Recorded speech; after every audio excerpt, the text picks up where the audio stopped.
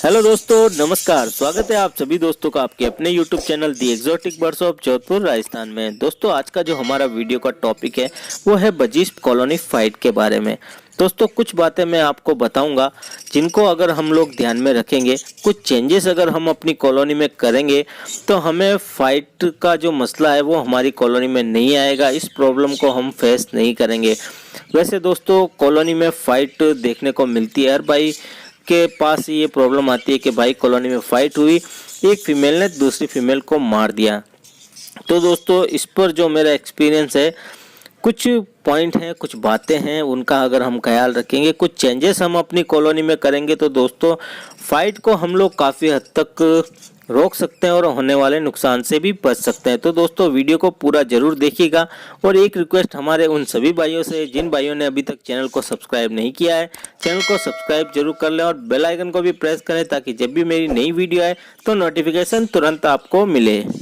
चलिए दोस्तों, बात करते हैं कि कॉलोनी में फाइट को कैसे रोका जाए, क्या चेंजेस किया जाए। तो दोस्तों, सबसे पहले मैं बात करूंगा, जब भी आप कॉलोनी बनाएं, कॉलोनी का जो साइज़ है उस हिसाब से ही आप उसमें बर्ड्स छोड़ें। बर्ड्स की क्वांटिटी का ख्याल रखें। कई भाई हमारे ऐसे होते हैं कि मेल एक्स्ट्रा छोड़ देते हैं, कई भाई फीमेल एक्स्ट्रा छोड़ देते हैं। तो दोस्तों, ऐसा ना करें। कोशिश ये करें कि मेल फीमेल की क्वांटिटी को सेम रखें। अब दोस्तों, अगर आपको एक्स्ट्रा छोड़ना ही है तो आप मेल एक्स्ट्रा छोड़ सकते हैं, जहाँ तक मैं समझता हूँ। क्योंकि मेल एक्स्ट्रा होते हैं तो दोस्तों उनमें जो पेयरिंग है वो जल्दी से पेयर बना लेते हैं, फीमेल को पार्टनर को जल्दी सेलेक्ट होते हैं, आपके पास जोड़े जल्दी से लग जाते हैं। अब मैटिंग का मसला आता है दोस्तों, तो मैटिंग जो है लगा हुआ पेयर कहीं भी कर लेता है, क्योंकि मेल अधिकतर एक दूसरे के को डिस्टर्ब करते हैं जब मैटिंग होती है। लेकिन दोस्तों, अगर फीमेल एक्स्ट्रा होती है तो उसमें फाइट के चांसेस बढ़ जाते हैं। और दोस्तों, जब कॉलोनी में जो एक्स्ट्रा फीमेल छोड़ी जाती है वो एक्स्ट्रा बच जाती है। फीमेल सभी बर्ड्स की पेयरिंग होने के बाद जो फीमेल एक्स्ट्रा बढ़ जाती है, जिनकी किसी मेल के साथ पेयरिंग नहीं होती, तो दोस्तों जब वो हीट पे आती है, जब वो ब्रीड पे आती है, तो दोस्तों ऐसे में वो बहुत एग्रेसिव हो जाती है।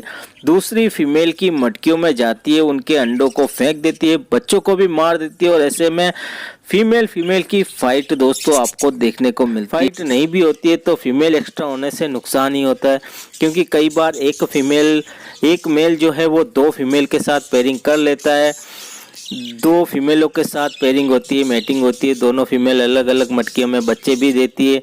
लेकिन दोस्तों, उसमें जो मेल होता है वो दोनों ही मटकी में ध्यान नहीं दे पाता, नहीं पाल पाता उनको। ऐसे में चिक्स भी एक्सपायर होते हैं। अब दोस्तों, मैं बात करूंगा मटकी के बारे में, क्योंकि दोस्तों का रीज़न फीमेल में जो होता है वो मटकी के ऊपर ही होता है। मटकी को सेलेक्ट करने के चक्कर में फाइट बहुत ज़्यादा देखने को मिलती है दोस्तों। तो कोशिश ये करें कि जब भी मटकियाँ या बॉक्स आप लगाएं तो उन दोनों के बीच का एक अंतराल बनाए रखें, एक दूरी में लगाएं, दोनों को बीच में थोड़ा स्पेस रखें ताकि फाइट होने का चांसेस ना हो। कई बार ऐसा होता है एक फीमेल दो मटकी पे कब्जा जमा लेती है, तो उन दोनों ही मटकी में वो आती जाती है। तो ऐसा मसला जब भी हो, जिस मटकी में वो ज़्यादा बैठ रही वो मटकी रहने दे, जिस दूसरी मटकी में वो दूसरी फीमेल को नहीं आने देती वो मटकी वहाँ से हटा दे, वो जगह बिल्कुल खाली कर दें, उस मटकी को कहीं और लगा दें। तो मटकी को अच्छे से लगाकर उनके अंदर बीच में एक स्पेस देकर भी आप फाइट को रोक सकते हैं। अब दोस्तों, मैं बात करूँगा स्टिक। दोस्तों, स्टिक भी बहुत बड़ा जो है, स्टिक का भी काम होता है फाइट को रोकने में। वो कैसे होता है दोस्तों, कि हम जो स्टिक लगाते हैं अपनी कॉलोनी में, देखा ये गया है, हर भाई ऐसे लगाते हैं, मैं भी ऐसे भी लगाता था कि मटकी के बिल्कुल पास में हम लोग स्टिक लगाते हैं। दोस्तों, अगर एक बड़ी कॉलोनी है, बर्ड्स उसमें ज़्यादा है, तो दोस्तों होता ये कि जब हम लोग स्टिक जो मटकी के बिल्कुल पास लगाते हैं, ये सोचकर कि मेल जो है अच्छे से बच्चों को फीड करवाएगा वहाँ पे बैठकर, और फीमेल भी आसानी से मटकी में जाएगी।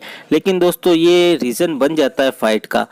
तो जब भी आप स्टिक लगाएं, कोशिश ये करें कि मटकी से एक दूरी बनाए रखें, स्टिक की इतनी दूरी पर लगाएं कि एक फीमेल जब अंडों पर मटकी में बैठी है तो उसके सामने जब दूसरी फीमेल या कोई दूसरा बर्ड्स आके बैठे तो वो डिस्टर्ब ना हो। कई बार आप देखते हैं कि मटकी में फीमेल रहती है और स्टिक पर के सामने दूसरी फीमेल आकर बैठती है, तो वो तुरंत ही उसको मारने के लिए बाहर आती है, मटकी से एकदम से उड़कर वो उसे मारने के लिए बाहर आती है और उस पर अटैक करती है। अब दोस्तों कई बार ऐसा होता है कि सामने वाली फीमेल वहां से जगह छोड़ देती है, भाग जाती है, लेकिन कई बार ऐसा भी होता है कि सामने वाली फीमेल भी एग्रेसिव हो जाती है और फाइट हो जाती है, और फाइट इस हद तक बढ़ जाती है कि सामने वाली फीमेल उसके मटकी में जाकर भी बच्चों को भी मार देती है, और झगड़ा इस कदर बढ़ जाता है कि एक फीमेल एक्सपायर भी होती है। तो दोस्तों मैंने आपको बताया है एक तो बर्ड्स की क्वांटिटी, मटकी का स्पेस, अच्छे से मटकी लगाएं, और स्टिक को भी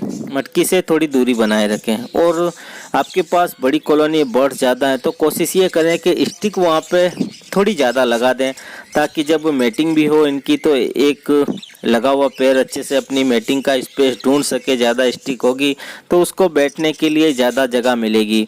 तो दोस्तों इस तरह से हम जो है कॉलोनी फाइट को रोक सकते हैं।